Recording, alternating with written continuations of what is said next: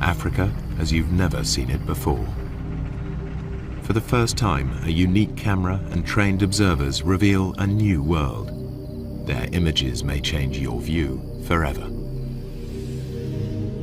This is the picture you're used to seeing, a herd of wildebeest on the move across the vast, untamed wilderness of the Serengeti. And this, the animal portrayed as the noble king of the beasts, along with his fellow hunting experts, supposedly lording it over their domain.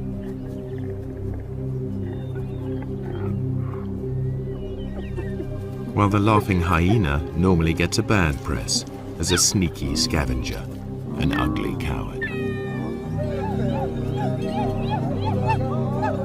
Usually too, humans are kept out of the shot, yet the presence of the Maasai and of their cattle affects the whole balance of nature in this area. Now, the most sensitive low-light camera in the world shows you truer images.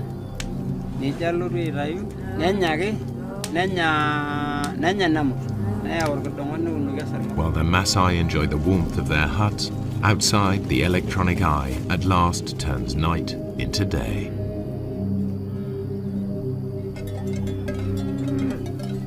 In the pitch black, unexpected scenes challenge conventional expectations.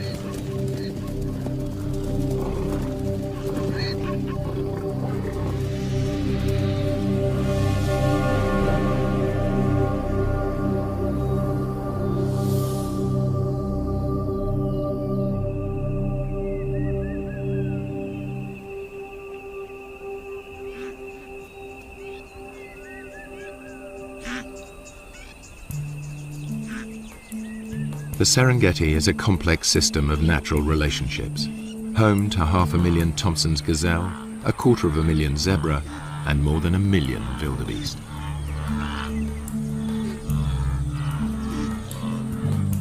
The wildebeest are the stars of the spectacular migrations as they follow the rains to lush grasslands.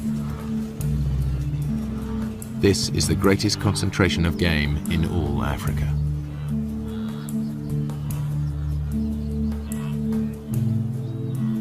Their numbers attract the top predators, 3,000 lions in numerous prides. But by day, contrary to what most films show, the big cats are not a serious threat to the herds. Good eyesight and safety in numbers protect the wildebeest. This lion certainly acts like a natural killer. By contrast, the hyenas are just hanging about.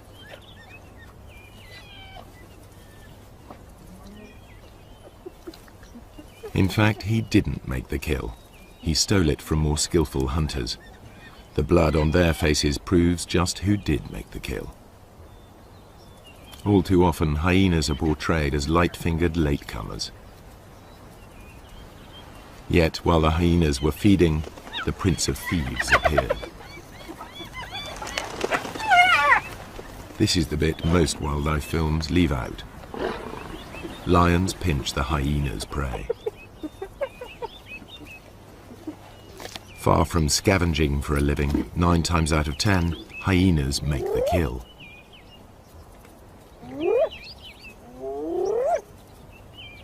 At first sight, the lion and the hyena are locked in a struggle for the same prey. How can the hyenas make a living here at all? Until now, the only images come from filming by day. But lions and hyenas hunt most of their food in the dark. The balance of power is about to shift for everyone here.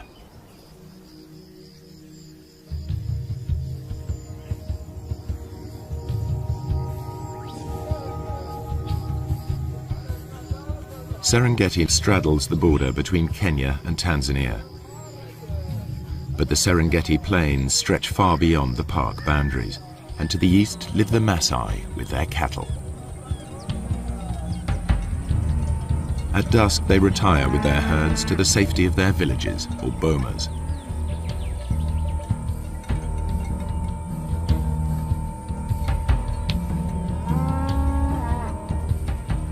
A wall of thorns keeps thieves and attackers away from their cattle and huts. The Maasai rarely venture out at night, except in force.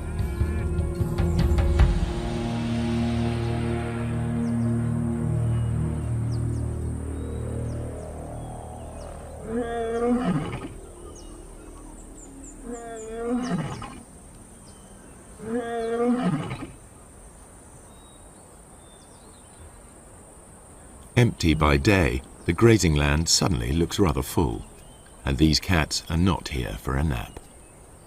This is the only camera capable of recording what now happens. Technology also allows researchers to make a call to the animals themselves.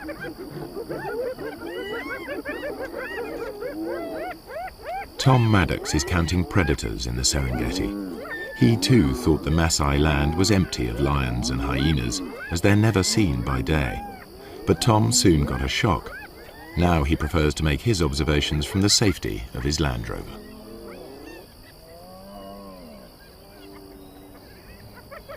We use this technique that we call call-ins, and we basically have a tape of hyenas on a wildebeest kill. And when hyenas want to kill, they make these whooping noises and these fighting noises. There's also a lion on the tape and it's fighting with the hyenas, and there's all this big commotion over this kill. And we play this tape on speakers on top of the car. And because lions and hyenas both rely on scavenging quite a lot in their diet, when they hear this tape, a lot of them will come in and they'll investigate it, thinking they're going to get a free meal. It was amazing where they come from. They just kind of melt out from the bushes in places you'd never have imagined a lion could have hidden, often quite close to where I was doing the call-in. And then it was equally amazing once the call-in's over, once they decide to go back under cover, usually about the time that the Maasai are starting to come out of the bomas around 7 o'clock. Again, the lions will melt straight back into the bushes. 1 minute the line's there, the next minute it's gone completely, and I know it must be sitting there somewhere, and they're so hard to find again. The ultra-sensitive camera is many times more powerful than Tom's military scope.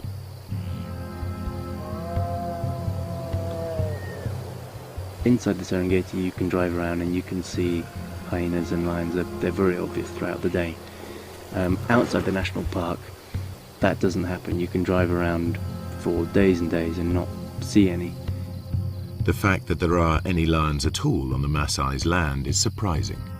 So far, I'm finding an extremely high number of lions outside the park. In fact, it's comparable to certain areas within the park.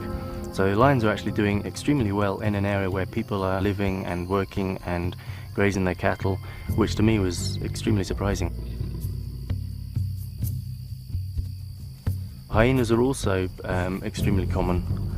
Compared to inside the park, there were fewer, but there are still a sizable number thriving outside the park, and you will actually see them when you drive around in the evening.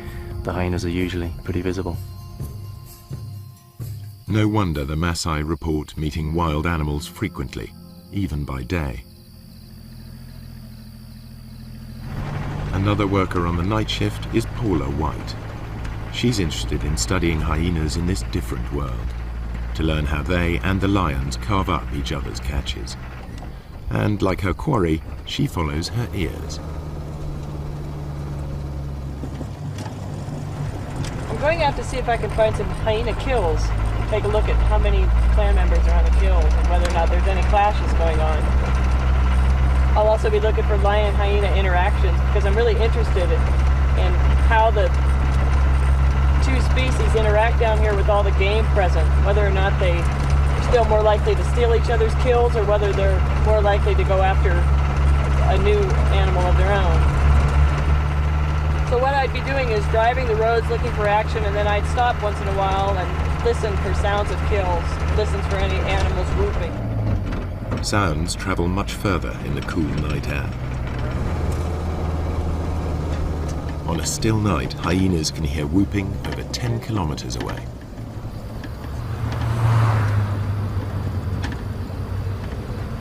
I think lions too are attracted to that sound and a number of other groans and squeals that usually accompany a hyena kill. It's a really exciting scene.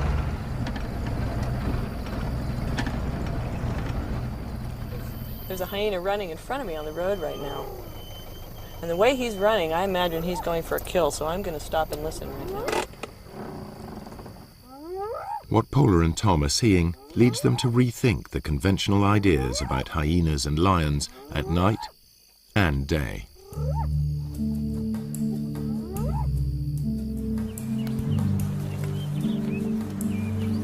The Serengeti's two top predators both hunt zebra, wildebeest and gazelle. It's a mystery how they survive when they appear to compete for the same prey. Usually in nature, two competitors can't share the same food supply. There simply isn't enough for them both. Yet they both thrive, and although lions and hyenas share the same diet, the two animals are very different. The one thing they have in common is that their societies revolve around the females. Among cats, lions are unique in the way they live together. Most cats are solitary. Lions form small groups, prides. At the heart of each pride are relations, sisters, cousins and aunts. Strange lionesses and their cubs will be attacked.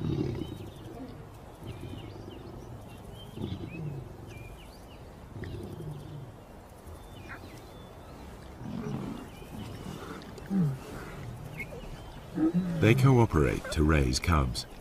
Lionesses will even suckle cubs of other pride members.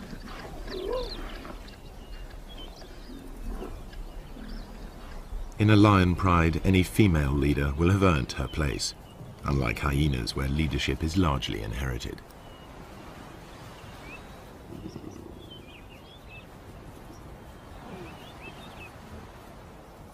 At times the males are absent, at others they hang out with the females.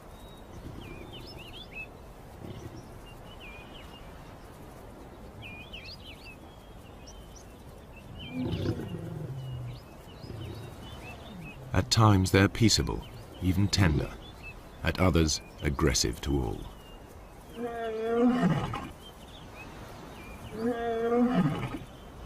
In spite of their smaller size, lionesses not only retaliate, they may even pick fights with the males.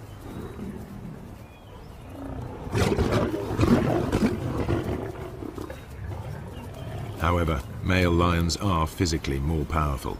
In a test of strength over a kill, the female will come off worse.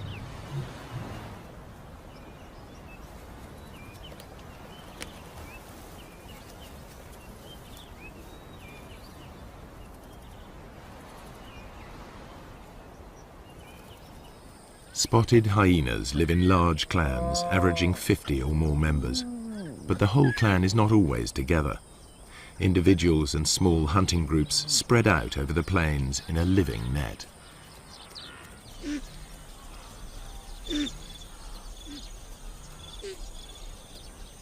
In the Serengeti, hyenas usually make dens in abandoned burrows. Here the cubs are easily hidden from lions and other predators. Litters are small, only one or two.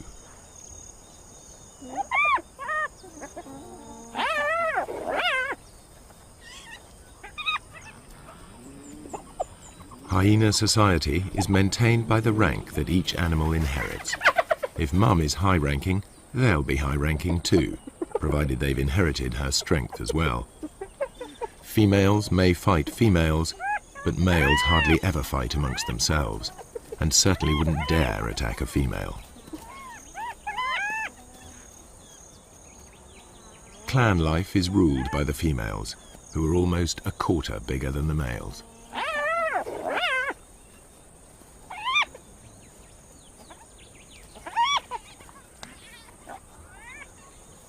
The cubs fight in their first days of life, but once they know their place, they're far more likely to play together than to scrap.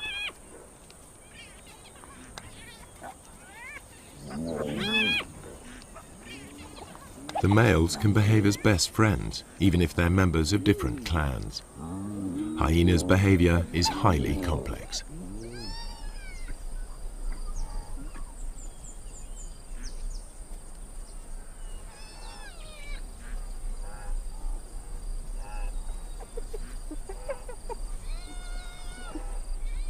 From weaning to fighting, much of what hyenas do still remains to be studied by scientists. Nonetheless, the most marked difference between hyenas and lions is in how they hunt. All animals built for the kill hunt in the same basic sequence. They begin by finding their victims. Next, they single out a target by scanning the herd. Later will come the approach, then the contact, finally the meal.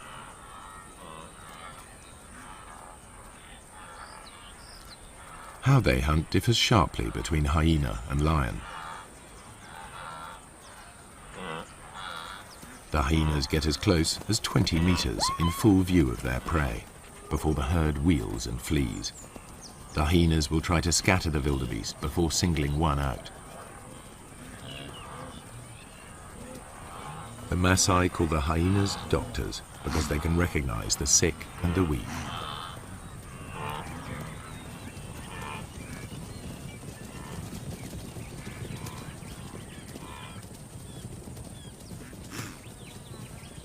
They run down their prey like wolves. Hyenas are endurance hunters. Chases can last up to 5 kilometers at full speed.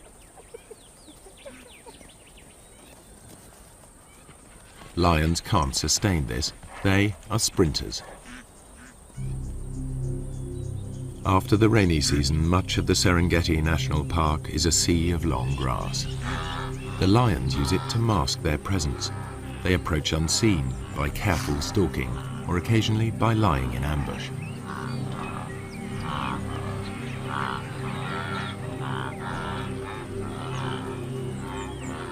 Outside the park, where the Maasai graze their cattle, the grass is shorter. Any predator risks a confrontation with armed herdsmen. The lion sticks out. Not much chance of an ambush here. Hunting under cover of night makes more sense. As the sun goes down, life gets easier for the Serengeti's predators. Dusk diminishes to near complete darkness, which can continue all night if there are storm clouds or if it's a moonless night. The only camera on the planet powerful enough to see in total blackness even picks up stars invisible to human eyes.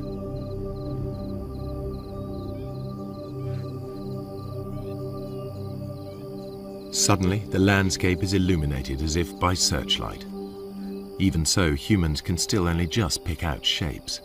But to the grazing animals, it's as clear as day.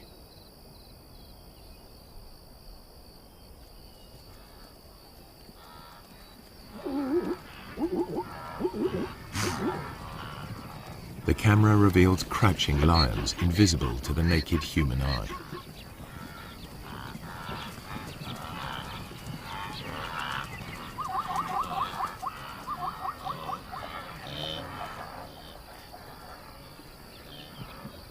A night ambush could prove more successful. These two lionesses have detected a herd of wildebeest crossing a track.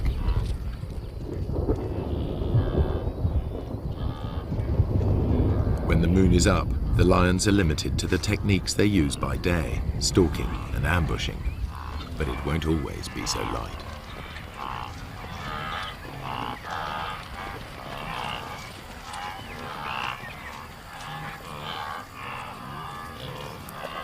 The pair near the crossing point and squat down, well screened by vegetation. One crawls into position to jump a victim.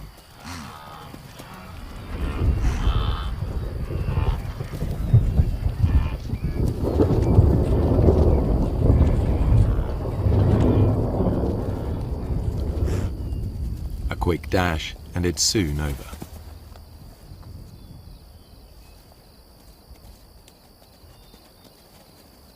Although these lionesses have been successful, the moonlit night is really the best time for hyenas to hunt.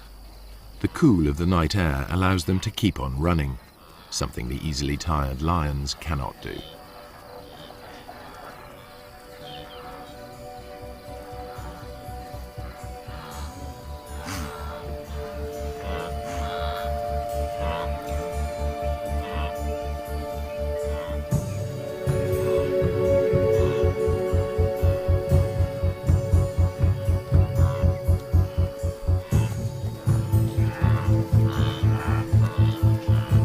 Hyenas' behavior at night is something scientists are increasingly able to observe for themselves.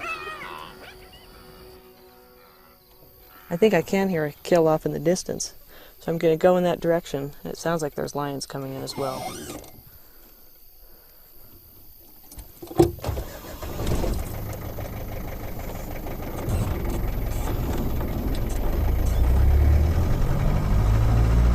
Paula White's night vision goggles work because they and the camera see in the special infrared headlights of her Land Rover. I think the ability to use this sort of invisible light to observe animals, nocturnal animals, in their natural environment is really quite a breakthrough for research. Certainly I didn't begin to see the full range of hyena behaviors until I started coming out at night and using this sort of special equipment. It was very frustrating to me otherwise, because as dusk was falling and my own ability to observe them was ending, I knew that the hyenas were just beginning to wake up and just beginning to start their day, as it were, but I was left out of it. So now, as I'm able to follow them and observe them, I'm seeing things that I've never been able to see before. Now Paula can see in the dark, but it's her hearing that guides her. You often hear hyenas whooping at night, and that can mean any number of things. They're advertising their own location, they're trying to find other clan members. But the one sound that you really associate with a kill is a giggle. And actually that's where the term laughing hyena came from. But that's the sound that I really associate with kills. And it's a thing that other hyenas and lions hone in on as well. So really, driving around like this at night, using this enhanced vision and listening for kills, I'm behaving very much like a hyena, and there's one right now. I can see it going through the grassland.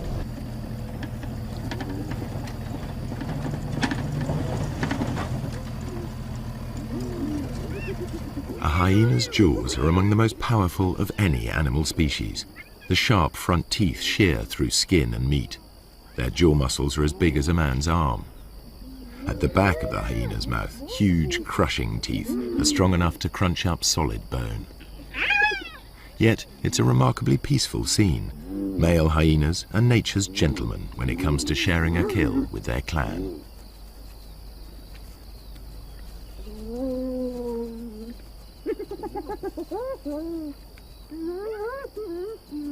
Although the hyenas gulp down their meal, lions arrive in time to take the food from their mouths.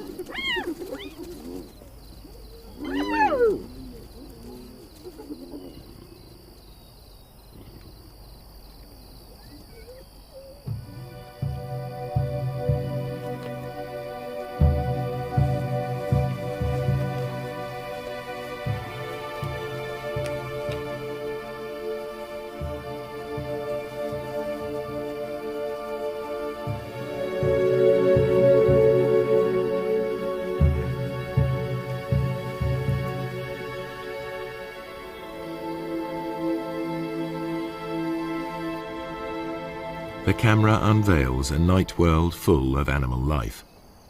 Just how close these animals come to humans astonishes the researchers.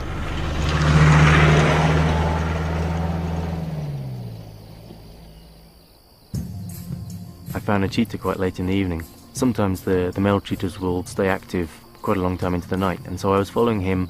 It went past dark. It was about 7:30, 8 o'clock in the evening, and he was walking straight up the road, straight towards a Maasai village. And I thought this was going to be fantastic. I was going to see how close cheetahs would get to Maasai villages, and suddenly he went leaping off the road.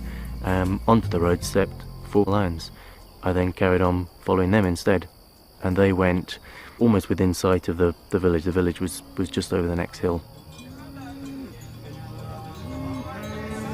Lions will even break into Maasai villages in an attempt to reach the cattle inside. The Maasai mount a defense, but it's dangerous. The balance of power has switched. The nocturnal hunters are in their element.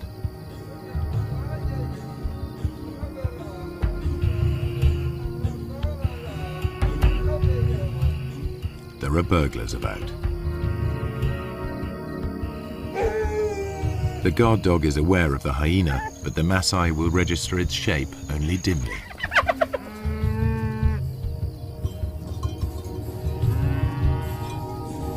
The men must rely on tracks to point them in the right direction.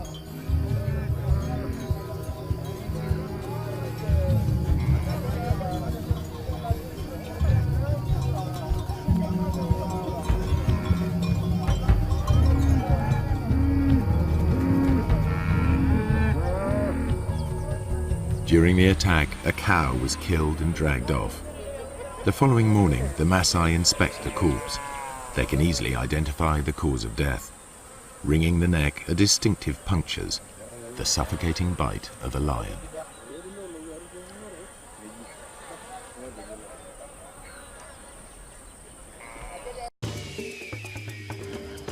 This show was created for you and your family to watch together. Welcome to Nat Geo Wild. The culprit also mauled a warrior. The wounds could quickly become infected. The tribal doctor cleans the site thoroughly, without anesthetic. The Maasai prize suffering without complaint above all.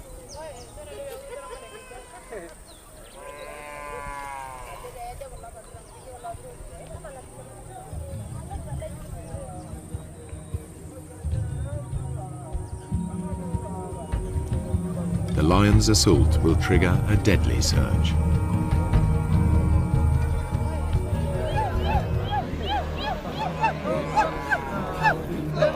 Maasai warriors respond to the alarm. The young unmarried men gather. This is what they've been training for years.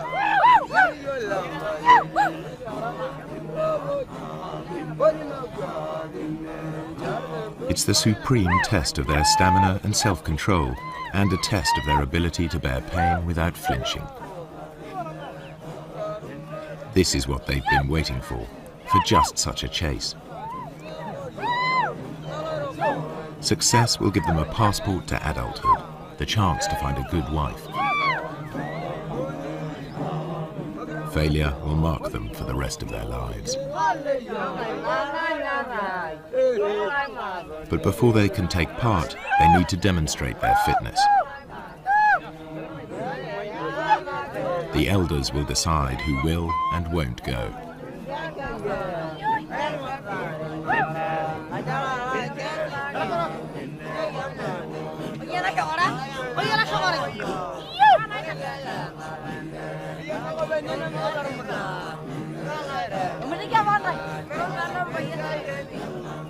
The warrior group arrives at the settlement where the cow was taken.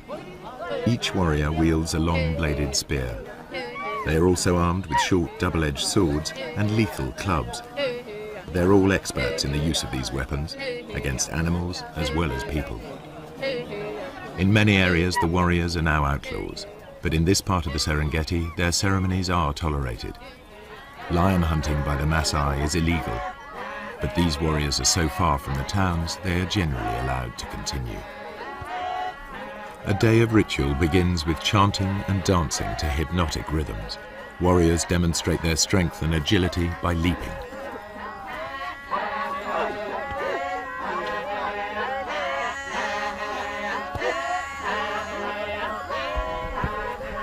Fueled by intoxicating herbal drinks, they dance into the night.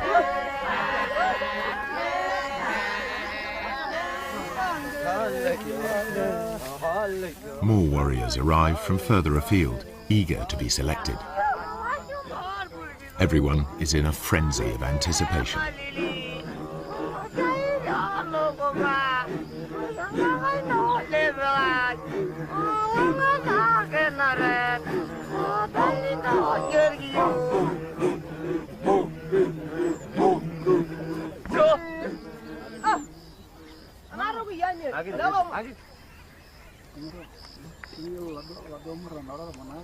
Ole Lembikas, a village elder, addresses the warriors. He sobers them by reminding them of the dangers ahead. He tells them to work together, to trust each other, and to return safely. Then he urges them to enjoy the party. It could be their last.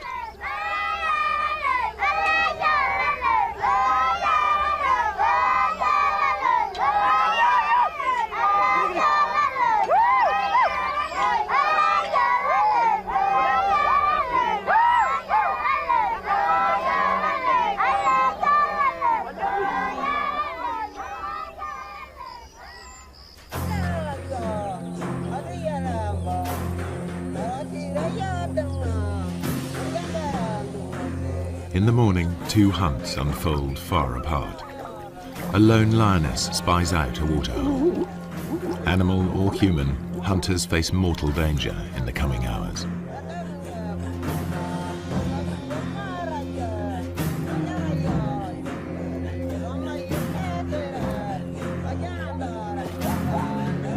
For lions, daytime hunts are the most difficult. For filmmakers, this is when it's easiest to film, so this is the image that's so often repeated. Prey unaware of the lioness hidden in the grass.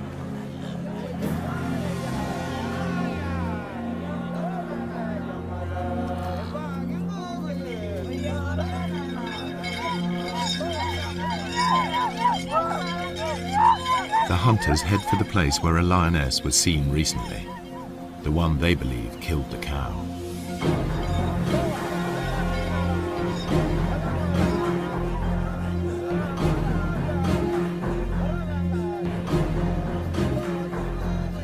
The herds are busy drinking.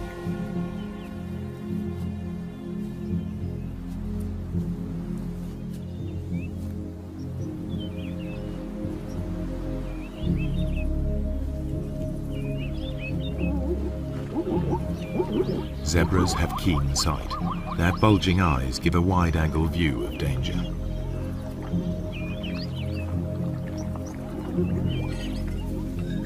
Lions hate and fear Maasai. The bells around the warriors' ankles make it clear to any lions they're coming. The lions on Maasai land will always hide in deep cover. The warriors must flush the beast out into the open. Then they have a chance to tire it out before they come in with their spears. The lioness edges closer.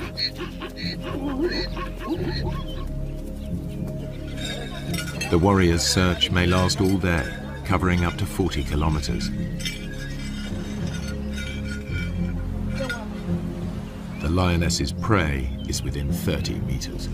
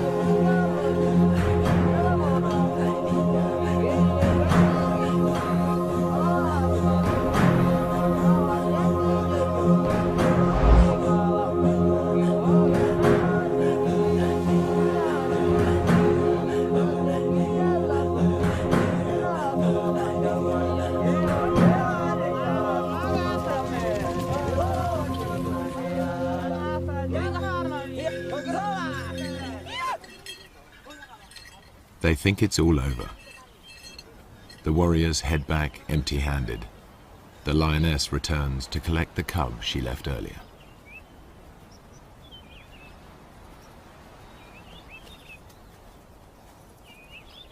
She hid it in long grass nearby, but the chaos of her hunt has attracted members of another pride. This is their patch, and they'll defend it. The mother calls to the youngster. Two other lionesses reach the cub first. They won't tolerate another female's offspring. They'll eliminate it.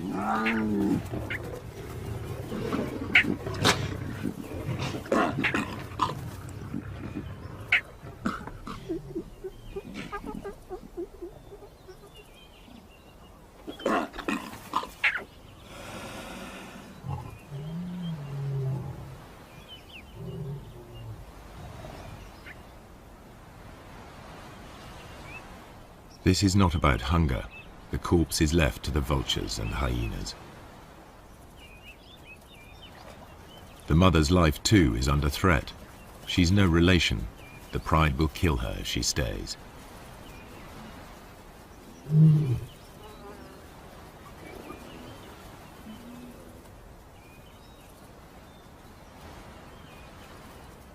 Outnumbered, without a territory of her own, she heads yet further away from the park.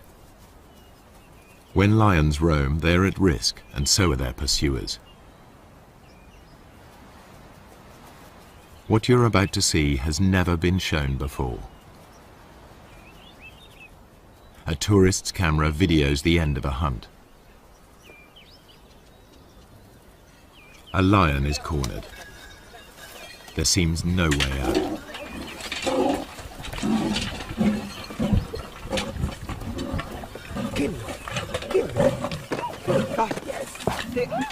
A warrior throws a spear.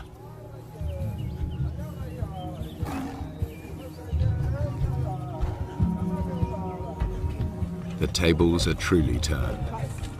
Teeth and claws strike home. The wounded warrior continues, believing the lioness chose him as the weakest. To overcome his shame, he needs to finish her off. But even warrior pride cannot prevent the injured man collapsing into shock.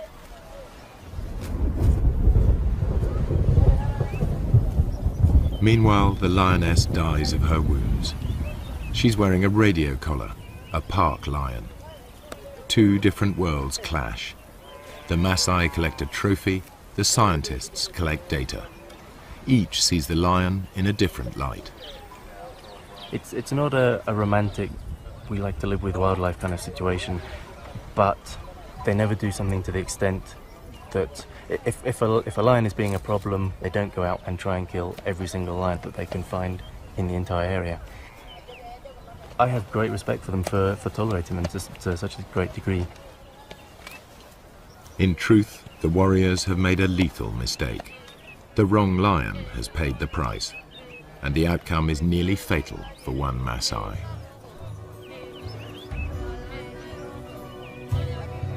Were he to die on the spot, they would give him a warrior's rights and leave his bones to the night and the hyenas.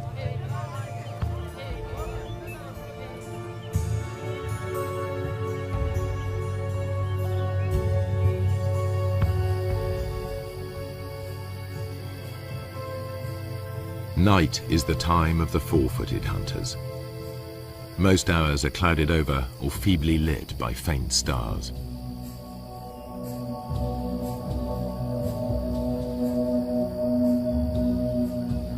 On moonless nights, the Maasai only leave the safety of their bomas in groups.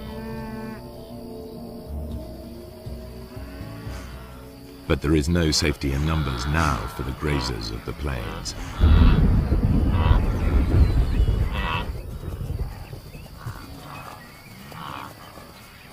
The darkest hours of the night see restless action. Animal hunters are about in numbers never seen during the day. Spooked, the herds of wildebeest, zebra and gazelle burst into panicky runs. They fear lions and hyenas are nearby, but only the camera can see them.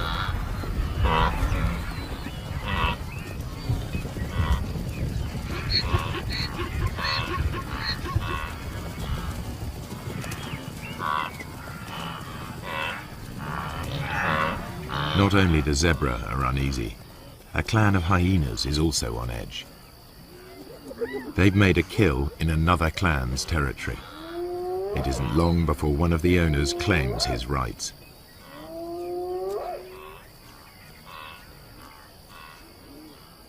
He calls for support from the other residents.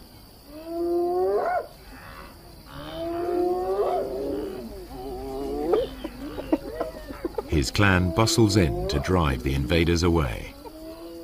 They bolt the meat while they can. Other threats may arrive to challenge them in turn. They remain watchful. This is truly fast food. The invaders will be back to recapture their meat. You can see this clearly in infrared light. But how do the animals see in these conditions? Like all the animals here, their eyes appear to glow. A mirror-like membrane doubles the available light. Then their brains enhance the images, filling in the gaps to see detail more clearly. The newcomers soon return in force. The prize seesaws between them until it's all gone. But with so little light, even their superb night vision is challenged. This is as close as you can get to seeing through their eyes. It gives an idea of how they can operate in this dark world.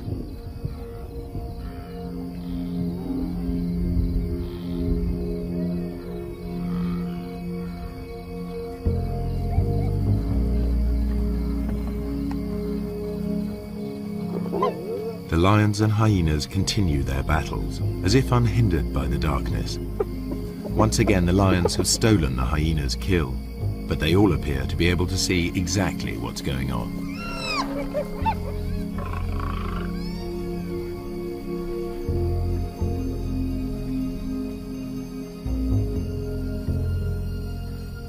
And when the lions go hunting, they do so just as they are. They wander off in the general direction of the sound of herds of animals. To the lions, the herds are almost invisible at any distance, just dull grey smears.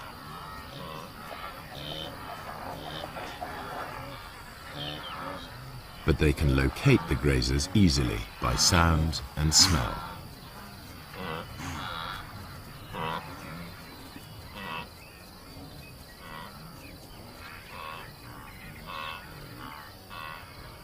Night is the only time that lions can approach undetected here on the short grass plains.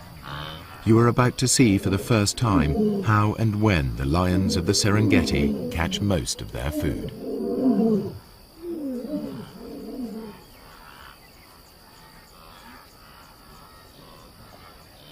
A Tommy dips his head to see whether or not he can see danger silhouetted against the sky.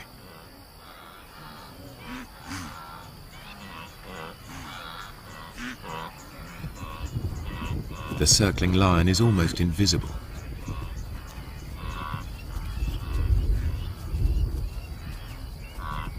Bathed in infrared light, it stands out.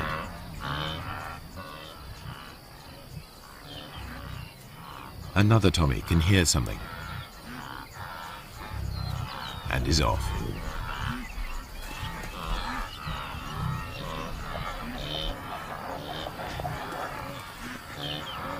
The lion's game plan is always the same.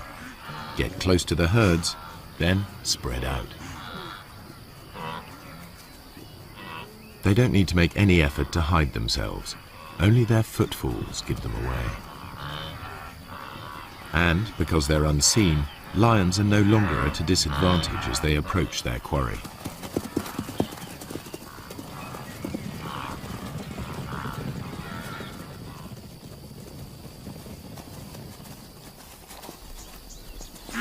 Two young males take a small zebra with ease.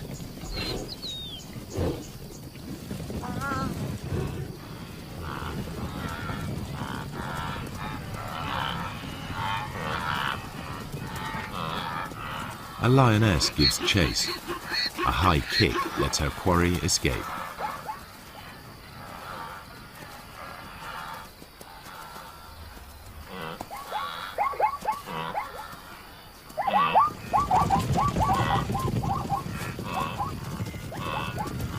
Soon, two lions bring down a fine stallion. Saber-sharp teeth and meat-hook claws bury themselves into 300 kilos of struggle.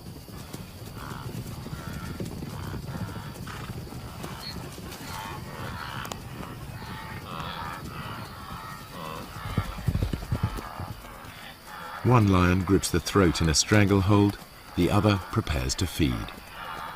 Their ability to keep a grip on their prey in pitch darkness makes the kill possible. Everything the camera has disclosed comes together.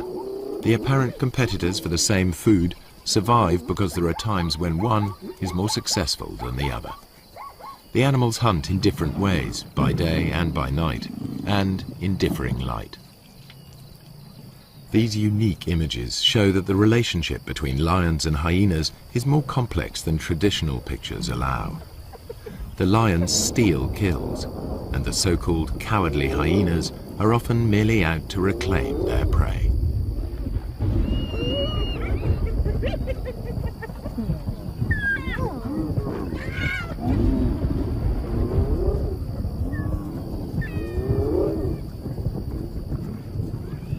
Don't say you've never seen a brave hyena.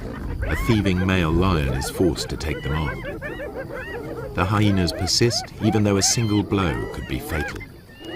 This frequent nighttime behavior has never been recorded before.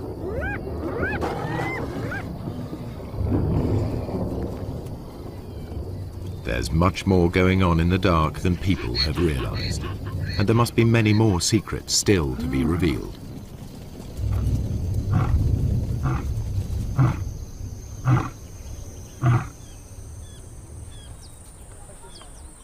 At dawn, the Maasai dismantled the thorns barricading the entries to their bomas. No lions or hyenas are to be seen outside. The killing fields of the night are transformed into places where cattle may safely graze.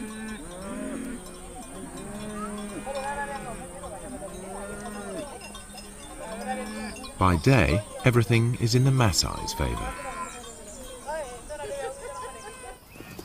The cool of night and the light of the moon are ideal conditions for the hyena, a long-distance runner.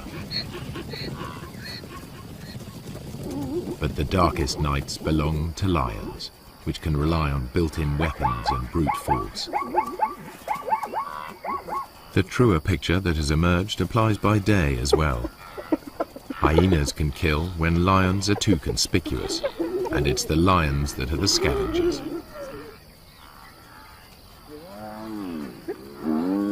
In the end, they don't so much compete as coexist, hunting in different ways and at different times.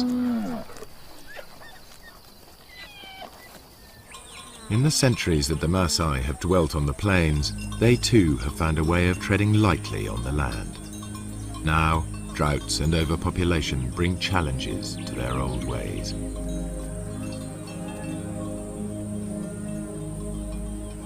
Within a decade, this cattle pasture will be covered with crops. Predators and herds will be gone, only preserved in the zoo-like national park.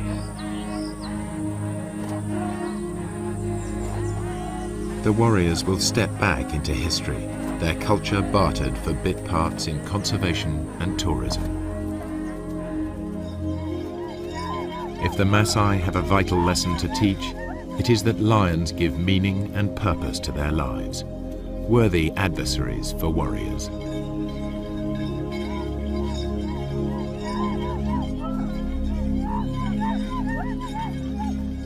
Their spears are already being beaten into plowshares. A patchwork of fields is appearing. Soon, fences will spring up. Nature's carefully crafted balance of power will be upset, animals and people in conflict. The picture that emerges may be starker, but it is more realistic. And never again will you be taken in by that well-groomed imposter posing as the king of the beasts.